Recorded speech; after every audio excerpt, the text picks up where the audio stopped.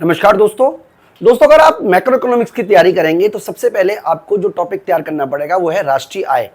तो राष्ट्रीय आय के ऊपर कई सारे टॉपिक्स हैं जो आपको कवर करने हैं। इस वाली वीडियो के माध्यम से मैं आपको ये बताने वाला हूं कि किस तरीके से आप राष्ट्रीय आय के सारे टॉपिक जो आपको कवर करने हैं वो कौन कौन से कवर करने चाहिए अगर आप किसी भी कॉम्पिटिटिव एग्जाम की तैयारी कर रहे हैं।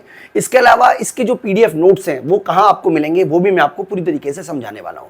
तो सबसे पहले मैं आपको बता देता हूं कि अगर आपको टॉपिक पढ़ना है राष्ट्रीय आय संकल्पना एवं मापन और आप यूजीसी नेट की तैयारी कर रहे हो, पीजीटी इकोनॉमिक्स की तैयारी कर रहे हो, तो सबसे पहले आपको इसी टॉपिक में से सबसे पहले आपको पढ़ना पड़ेगा इंट्रोडक्शन, यानी कि समष्टि अर्थशास्त्र क्या है और समष्टि अर्थशास्त्र का विकास किस तरीके से हुआ। तो समष्टि अर्थशास्त्र का परिचय में आपको बेसिकली समष्टि अर्थशास्त्र के क्षेत्र क्या है, समष्टि अर्थशास्त्र के महत्व क्या है, समष्टि अर्थशास्त्र क्या होता है, बेसिक वीडियो है।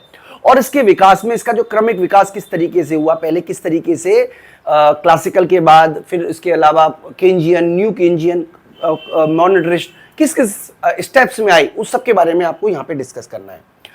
इसके अलावा राष्ट्रीय आय से रिलेटेड कुछ ये हमने पहली वीडियो में बनाए हुए दोस्तों। दूसरी वीडियो में हमने आपसे डिस्कस किया है कई सारे कंसेप्ट, जैसे राष्ट्रीय आय का अर्थ क्या है, घरेलू आय, सामान्य निवासी, स्टॉक प्रवाह, साधन आय, वस्तुओं का वर्गीकरण, स्थायी पूंजी उपभोग, विदेशों से प्राप्त शुद्ध साधन आय, यानी कि छोटे छोटे टॉपिक्स हैं जो आपको राष्ट्रीय आय से रिलेटेड आपको आने चाहिए, सारे के सारे टॉपिक आने चाहिए। वो कंसेप्चुअली हमने आपको मजबूत करने की कोशिश की है। इसके अलावा राष्ट्रीय आय का चक्रीय प्रवाह का मॉडल, यानी कि आपको ये बताना है कि राष्ट्रीय आय का चक्रीय प्रवाह किस तरीके से काम करता है, 2 क्षेत्रीय चक्रीय प्रवाह, 3 क्षेत्रीय चक्रीय प्रवाह।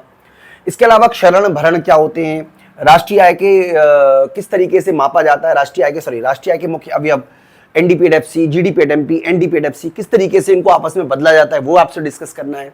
इसके अलावा निजी आय, प्रयोज्य आय, व्यक्तिगत प्रयोज्य आय, ये सब भी आपको पढ़ना पड़ेगा। ये तीसरी वीडियो में हमने आपसे डिस्कस किया है। चौथी वीडियो में हमने आपको बताया कि राष्ट्रीय आय के मापने की जो 5 विधियां हैं उनके बारे में हमने आपसे डिटेल की डिस्कस किया है। इसके अलावा राष्ट्रीय आय के मापन करते समय कौन कौन सी समस्याएं आती हैं और राष्ट्रीय आय में किस किस को शामिल किया जाए, किस किस को शामिल ना किया जाए, इसके बारे में डिटेल में डिस्कस आपसे किया गया है। 5वीं वीडियो में हमने आपसे डिस्कस किया है वास्तविक तथा मौद्रिक जीडीपी क्या होती है, हरित राष्ट्रीय आय क्या होती है और सतत आर्थिक विकास कल्याण किसके बारे में। तो ये सारे के सारे टॉपिक 5 वीडियो में हम आपसे डिस्कस करने वाले हैं। इसके अलावा 6ठी वीडियो में हम आपको पिछले सालों के कुछ क्वेश्चन पेपर का पीडीएफ दे रहे हैं। अगर आपसे लगता है मतलब कि कोई क्वेश्चन आपसे सॉल्व ना हो तो आप हमें बताइएगा, उसके ऊपर हम 6ठी वीडियो बनाएंगे। मतलब 6ठी वीडियो इसके ऊपर अभी नहीं बना रहे, हम आपको पीडीएफ भेज रहे हैं।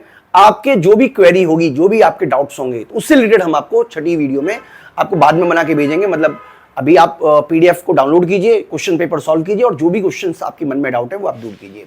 इसके अलावा दोस्तों अगर आपने राष्ट्रीय आय पढ़ी हुई है और राष्ट्रीय आय के पीडीएफ नोट्स आपको चाहिए तो आप हमारी एप्लीकेशन महाविद्या इकोनॉमिक्स स्कूल जरूर डाउनलोड कर लें।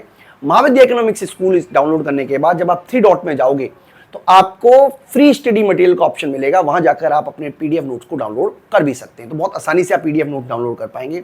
इसके अलावा दोस्तों अगर आपको यूट्यूब पे हम कुछ वीडियो इसमें अपलोड करेंगे, अगर आपको सारी की सारी वीडियो एक्सेस करनी है तो मात्र 499 पर मंथ के हिसाब से हमारा कोर्स है जिसकी मिनिमम ड्यूरेशन 6 मंथ और 1 ईयर है। तो आप उस पूरे के पूरे कोर्स को भी एक्सेस करके यानी कि सिस्टमेटिकल तरीके से आप तैयारी कर सकते हो। तो पूरे 6 महीने के अंदर आप अपनी बेसिक से लेके एडवांस तक की यानी कि मैक्रो इकोनॉमिक्स के नहीं बल्कि पूरे के पूरे इकोनॉमिक्स के जितने भी कंसेप्ट हैं उन सबको मजबूत कर सकते हो। हालांकि मैं फिर भी बोल रहा हूँ 6 महीने का समय काफी कम है, तो इसलिए आप कोशिश कीजिएगा कि 1 साल कम से कम आप पढ़ें और उसके बाद आप जिस भी एग्जाम को देने के जाएंगे तो जरूर एग्जाम आपके क्वालिफाई होंगे। दोस्तों छोटी सी वीडियो में बेसिकली आपको यही बताना था कि कौन कौन से टॉपिक आपको इस वीडियो के माध्यम से कवर करने हैं। इस वीडियो में इतना ही, थैंक यू।